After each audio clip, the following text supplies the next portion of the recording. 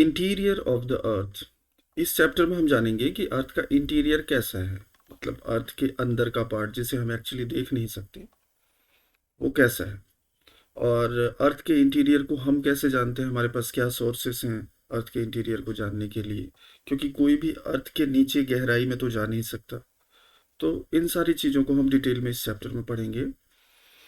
इस चैप्टर की शुरुआत यहाँ से हुई है कि आपसे ये पूछ रहे हैं, आपको क्या लगता है कि अर्थ का इंटीरियर कैसा है होगा। वो बॉल लाइक कुछ बॉल जैसा सॉलिड होगा या फिर खोखला होगा, होलो। किस किस्म का अर्थ का इंटीरियर आपको लगता है कि हो सकता है। तो अर्थ का जो इंटीरियर या अर्थ को जो हम देख रहे हैं, लार्जली ये इन्फ्लुएंस है अर्थ के अंदर जो कुछ प्रोसेसेस चल रही हैं, कुछ चीज़ें काम कर रही हैं, उससे बहुत ज़्यादा इन्फ्लुएंस है। तो अर्थ के अंदर क्या चल रहा होता है, इन सारी चीज़ों को इस चैप्टर में बहुत अच्छी तरह से समझाया गया है। तो दो प्रोसेस यहाँ पर इंपॉर्टेंट टर्म्स हैं, ध्यान दीजिए यहाँ पर, exogenic as well as endogenic processes. Exogenic process का मतलब होता है जो अर्थ के ऊपर जो चीज़ें चल रही होती है, जैसे कि पानी का बहना, हवा का चलना, ये सारी चीज़ें भी आपके लैंडस्केप को और आपके फिजियोग्राफी को इफेक्ट करती हैं।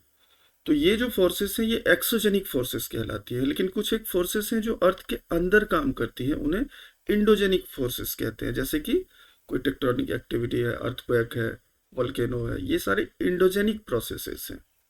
जो अर्थ के अंदर से प्रोसेस चल रही हैं वो इंडोजेनिक, और जो अर्थ के ऊपर चल रही हैं वो एक्सोजेनिक। तो ये प्रोसेस इंडोजेनिक और एक्सोजेनिक आपस में काम करते रहते हैं, और इनके काम करने की वजह से अर्थ का जो लैंडस्केप है, जिस तरह का अर्थ में दिख रहा है, जैसा देखते हैं हम अर्थ को, वो हमें देखने को मिलता है इन दोनों प्रोसेस के चलते रहने की वजह से।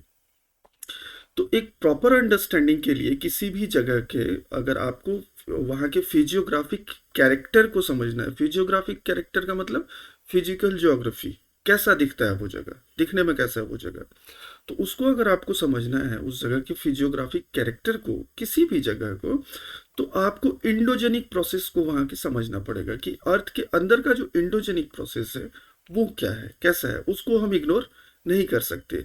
अब किसी भी जगह का जो फिजियोग्राफी होता है उससे हमारी लाइफ पर बहुत बड़ा असर पड़ता है। जैसे पहाड़ में रहने वाले लोग हैं तो वो सर्दियों के लिए तैयार रहते हैं, ठंड के लिए तैयार रहते हैं। इस तरह से जो मैदान में रहने वाले लोग हैं उनकी अलग लाइफस्टाइल होती है। तो किस जगह का कैसा फिजियोग्राफी होगा ये आपके लाइफस्टाइल को शेप करती है, आप इससे बहुत ज़्यादा प्रभावित होते हैं वहाँ के फिजियोग्राफी से। तो इसीलिए हमें ये समझने की ज़रूरत है जो कि वो जो फिजियोग्राफी वहाँ की है वो क्यों है, क्या रीजन्स हैं उन फिजियोग्राफीज के डेवलप होने के, क्यों कहीं पर पहाड़ है, कहीं पर पठार है, कहीं पर प्लेन है।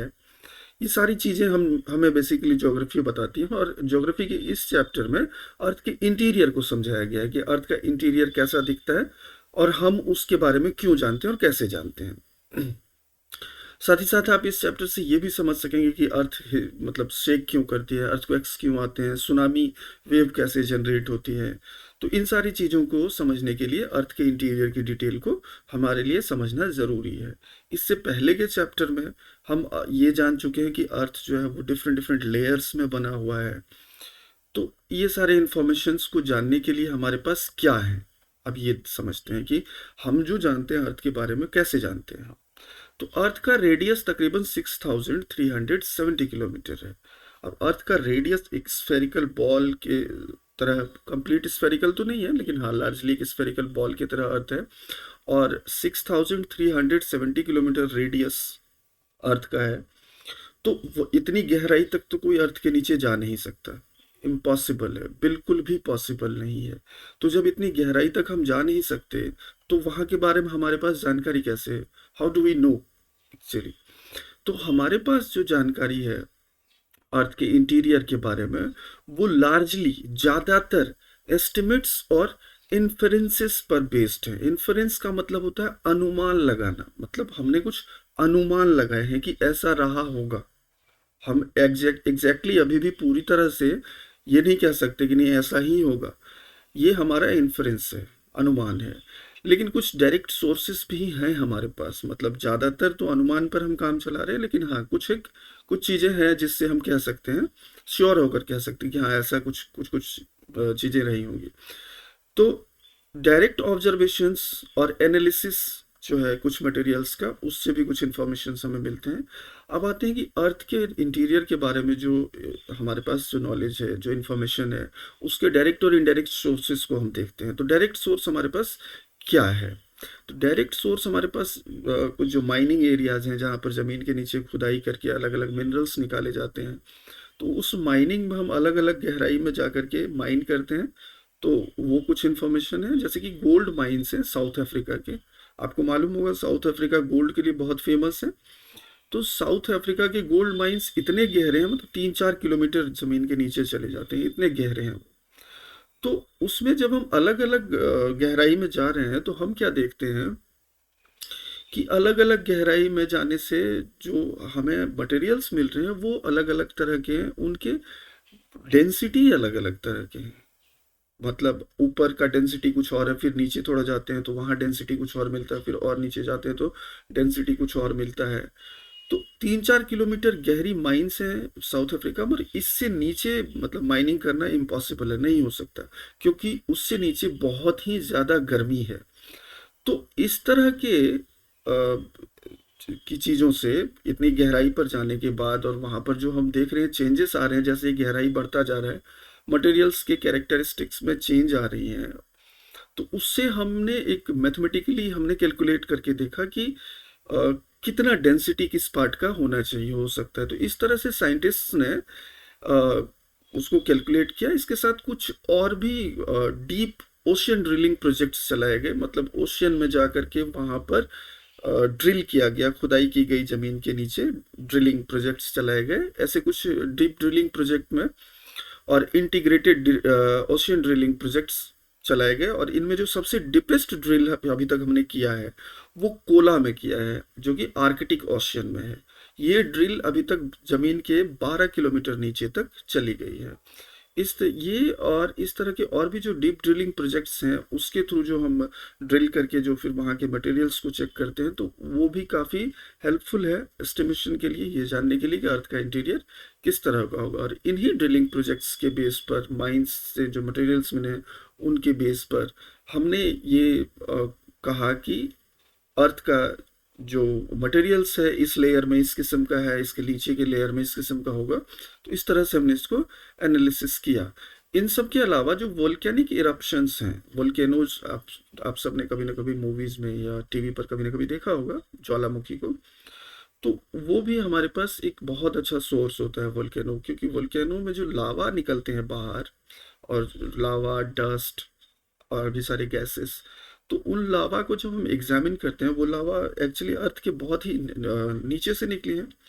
तो उनको एग्जामिन करने से भी हमें काफ़ी सारी इंफॉर्मेशंस मिल जाती हैं। उनको लेबोरेटरी में हम एनालिसिस करते हैं और उससे हमें काफ़ी इंफॉर्मेशंस मिलती हैं।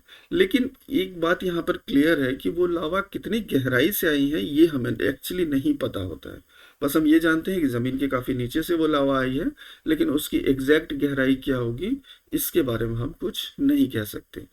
अब आते हैं इनडायरेक्ट सोर्सेस पर, कि हमारे पास इनडायरेक्ट सोर्सेस क्या क्या हैं अर्थ के इंटीरियर को समझने के लिए।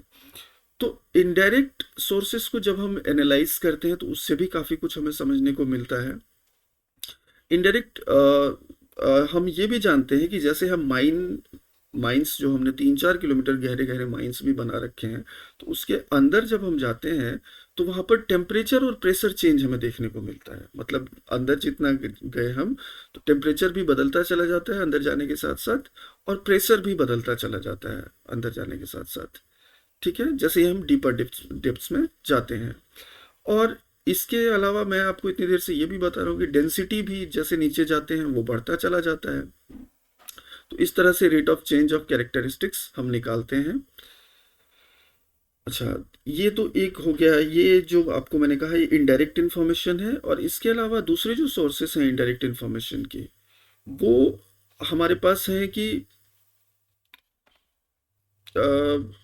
ग्रेविटेशनल फोर्स है, वो हर जगह एक जैसा नहीं होता। कहीं ग्रेविटेशनल फोर्स कम है, कहीं ग्रेविटेशनल फोर्स ज़्यादा है। ग्रेविटेशनल फोर्स, जैसे हम पोल के नज़दीक जाएंगे तो पोल के नज़दीक ग्रेविटेशनल फोर्स ज़्यादा है, इक्वेटर पर ग्रेविटेशनल फोर्स कम हो जाता है। आपको ये जानना बेहद ज़रूरी है कि अर्थ एक कंप्लीट स्फेयर नहीं है, थोड़ा चपटा सा है।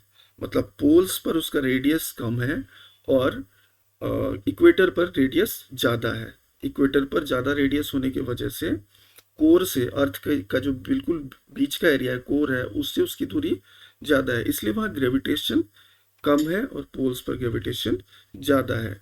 तो ये ग्रेविटेशनल जो डिफरेंस हमें देखने को मिलता है ग्रेविटेशनल फोर्स में, जी का वैल्यू हर जगह एक जैसा नहीं होता है, ये भी एक हमारे लिए इनडायरेक्ट सोर्स की तरह काम करता है।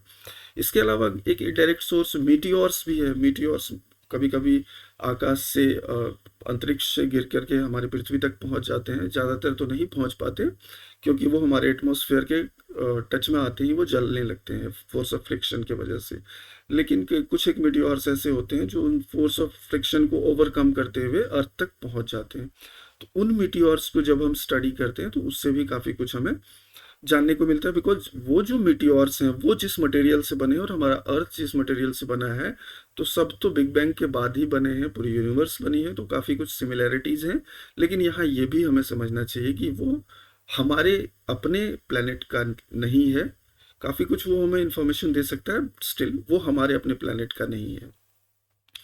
और इसके अलावा ग्रेविटेशनल फोर्स, मैंने आपको बताया कि ग्रेविटेशनल फोर्स, और साथ साथ हम देखते हैं तो ये एक और इम्पॉर्टेंट टर्म है यहाँ पर, ग्रेविटी एनोमली। कई बार पूछ देते हैं ग्रेविटी एनोमली। तो ग्रेविटेशनल फोर्स में जो अलग अलग जगहों पर जी का वैल्यू हमें अलग अलग मिलता है, इसी को हम लोग ग्रेविटी एनोमली कहते हैं। इसी डिफरेंस को ग्रेविटी एनोमली कहते हैं। ग्रेविटी हमें ये बताता है कि कहाँ पर कितना मास है। जहाँ ज़्यादा मास होगा, मास और ग्रेविटी का बिल्कुल ऐसा रिलेशन है कि more the mass more the gravity. तो ज़्यादा मास ज़्यादा ग्रेविटी, कम मास कम ग्रेविटी। तो अगर किसी पार्ट में अर्थ के ज़्यादा ग्रेविटी हमें मिल रहा है, इट मीन्स वहाँ पर मास भी ज़्यादा होगा। और किसी पार्ट में अगर कम ग्रेविटी मिल रहा है, ग्रेविटी जी का वैल्यू, तो इसका मतलब वहाँ मास भी कम होगा। तो ये हमें, इससे हमें ये समझ में आता है कि अर्थ का जो स्ट्रक्चर है वो अनइवन, मतलब अर्थ में जो मटेरियल्स का डिस्ट्रीब्यूशन है वो अनइवन है। हर जगह एक तरह की डेंसिटी की चीज़ें नहीं है, अलग अलग डेंसिटी की चीज़ें अलग अलग जगहों पर हैं। इसके अलावा हमें कुछ मैग्नेटिक सर्वे भी हमें काफ़ी सारे इंफॉर्मेशन देती हैं। मैग्नेटिक सर्वे मतलब कुछ एक मटेरियल्स हैं जिनके अंदर मैग्नेटिक प्रॉपर्टीज़ पाई जाती हैं। तो हम मैग्नेटिक सर्वे के थ्रू जान लेते हैं कि कहाँ पर ऐसे मटेरियल्स हैं, कहाँ पर नहीं है। तो ये सारी चीज़ें भी हमें काफ़ी कुछ बताती हैं इनडायरेक्ट सोर्सेस के अंदर। इन सब के अलावा सिस्मिक एक्टिविटी, ये सबसे इम्पॉर्टेंट सोर्स है हमारा। इनडायरेक्ट सोर्स की अगर हम बात करें तो सिस्मिक एक्टिविटी उसमें सबसे ज़्यादा इम्पॉर्टेंट सोर्स है। सिस्मिक एक्टिविटी मतलब अर्थक्वेक, इससे हमें काफ़ी ब्रॉड नॉलेज मिलता है अर्थ के इंटीरियर पार्ट का। अगले वीडियो में, नेक्स्ट पार्ट में आपको अर्थक्वेक से एक्सप्लेन करूंगा। अगर आपको अच्छा लगा हो वीडियो तो प्लीज़ लाइक और सब्सक्राइब करें। थैंक्स।